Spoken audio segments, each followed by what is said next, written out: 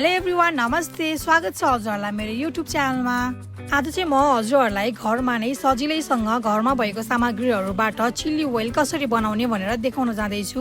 हामीले यो chilli oil चाहिँ मोमो, चाउमिन, थुक्पा, लाफिङ, किमा नुडल्स जेसँग खाँदा पनि एकदमै बेस्ट हुन्छ। विशेष गरी हामीले यो चिल्ली ओइल चाहिँ किमा नुडल्स र लाफिङ बनाउँदाखेरि प्रयोग गर्छौँ। अब भने म चिल्ली ओइल बनाउनतिर लाग्दैछु। सुरुमा एउटा बाउलमा मैले चाहिँ 3 चम्चा चिल्ली फ्लेक्स राख्दैछु। यो चाहिँ मैले नपिरो र पिरोवाला खुर्सानी मिक्स गरेर लिएको छु पिरो ब्यालेन्स गर्नको लागि। त्यसपछि मसिनो गरी पिसेको लसुनलाई पनि राख्दैछु। आफ्नो क्वान्टिटी अनुसार राख्न सक्नुहुन्छ। त्यसपछि यो कलरको लागि रेड चिल्ली पाउडर राख्दैछु। कश्मिरी रेड चिल्ली पाउडर हो यो चाहिँ। त्यसपछि स्वाद अनुसार नुन पनि राख्नुपर्छ। मैले चाहिँ बजारको जस्तो टेस्ट ल्याउनको लागि थोरै अजिनामोटो पनि युज गरेको छु। हजुरहरूलाई मन पर्दैन भने नराख्न पनि सक्नुहुन्छ। त्यसपछि एउटा फ्राई प्यान बसालेर म तेल हिट गर्दैछु। मैले चाहिँ यहाँ सनफ्लावर तेल युज गर्दैछु। मैले चाहिँ तेल तताउँदाखेरि ग्यासको हिट चाहिँ एकदमै लो फ्लेममा राखेको छु। त्यसपछि तेल हल्का मात्र तातिसकेपछि चाहिँ म यसमा ल्वाङ, सुकेल, दालचिनी र स्टार अनिस राख्दैछु।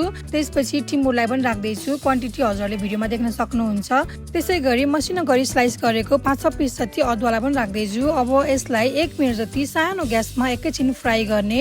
हामीले यी मसलाहरू फ्राई गर्दाखेरि ठुलो ग्यास चाहिँ युज गर्नु हुँदैन। एकदमै लो मिडियममा पकाउनु पर्छ। एकदमै ठुलो ग्यासमा पकायो भने चाहिँ ओइलमा मसलाहरूको फ्लेभर जाँदैन। हल्का मसला फ्राई भइसकेपछि चाहिँ म यसमा 1 सानो चम्चा धनिया र 1 सानो चम्चा जिरा राखेर फ्राई गर्दैछु।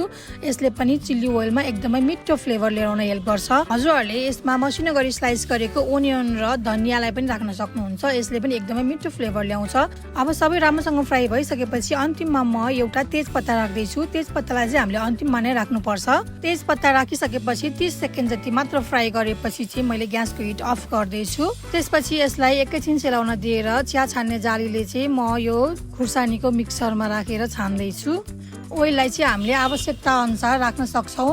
ओइल धेरै भयो भने चाहिँ हामीले थोरै चिल्ली फ्लेक्स एड गर्न पनि सक्छौँ। अब यसलाई राम्रोसँग चम्चाले मिक्स गर्दै जाने एकछिनसम्म।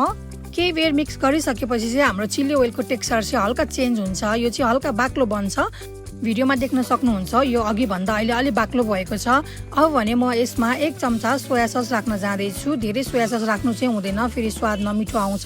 त्यसै गरी थोरै भिनेगर पनि राख्दैछु। यसले पनि एकदमै मिठो स्वाद लिएर आउँछ र धेरै लङ टाइमसम्म राख्न हेल्प गर्छ। अब यसलाई फेरि एकछिन मजाले मिक्स गर्नुपर्छ। त्यसपछि अझ मिठो टेस्टको लागि मैले यहाँ आधी सानो चम्चा टिमुरको छोपलाई पनि राख्दैछु। टिमुरको छोपले पनि चिल्ली ओइलमा एकदमै मिठो टेस्ट लिएर आउन हेल्प गर्छ। अब भने हाम्रो मिठो पिरो चिल्ली ओइल चाहिँ बनेर रेडी भइसकेको छ। अब यसलाई हामीले मोमो, चाउमिन, थुक्पा, लाफिङ, किमा नुडल्स या त तरकारीहरू बनाउँदाखेरि 1 चम्चा जति राखेर बनायो भने एकदमै मिठो फ्लेभर ल्याउन हेल्प गर्छ। मैले चाहिँ यसलाई किमा नुडल्ससँग खाइहेरेको, यो एकदमै मिठो बनेको थियो। अब हजुरहरूले पनि आफ्नो घरमा नै सजिलोसँग यसै गरी चिल्ली ओइल बनाएर खानुहोला। हजुरहरूलाई मेरो आजको चिल्ली ओइल बनाउने रेसिपी कस्तो लाग्यो? यदि रेसिपी मन परेको छ भने मेरो भिडियोलाई लाइक, कमेन्ट, सेयर र मेरो च्यानललाई सब्सक्राइब गर्न नबिर्सिनुहोला। Thank you for watching.